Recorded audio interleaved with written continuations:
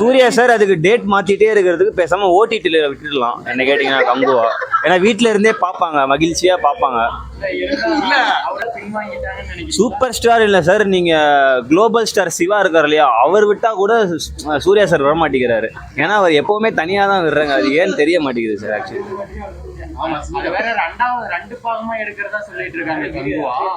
அப்படியா சார்?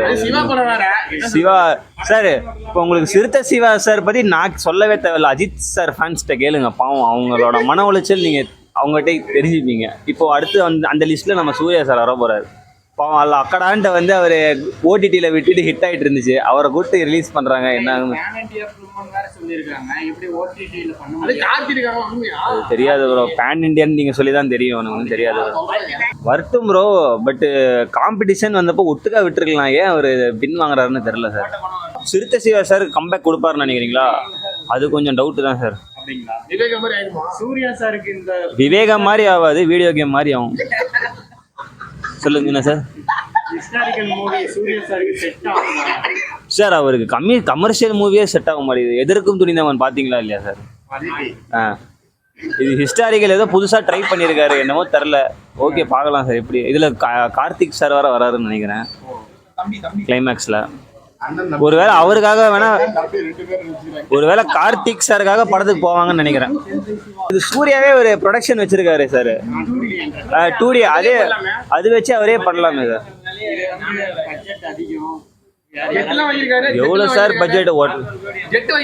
முதல்ல எல்லாம் குத்தி போடுறாரு, இதுல என்ன சார் பட்ஜெட்? ஜெட்டியா?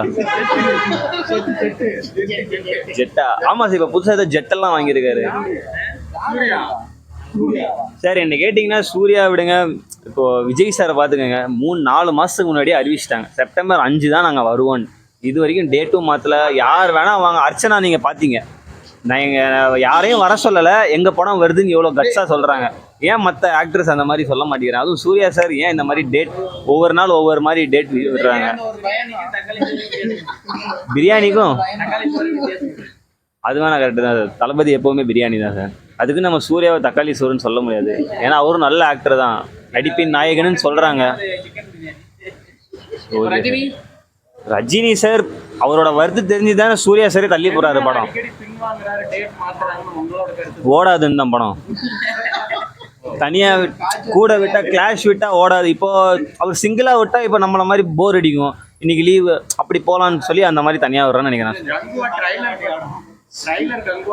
பார்த்தேன் சார், சூப்பரா இருந்துச்சு. சூப்பரா இருந்துச்சு. முதல்ல எல்லாம் குத்தி போட்டாரு, நல்லா இருந்துச்சு சார். ஆக்சுவலி சூப்பரா இருந்துச்சு. எதிர்பார்த்த அளவு இல்ல, பட் இருக்கு சார், ஏதோ கதை இருக்குன்னு நினைக்கிறேன். என்னமோ வர்ற சூர்யா சார் வராரு, கத்துறாரு.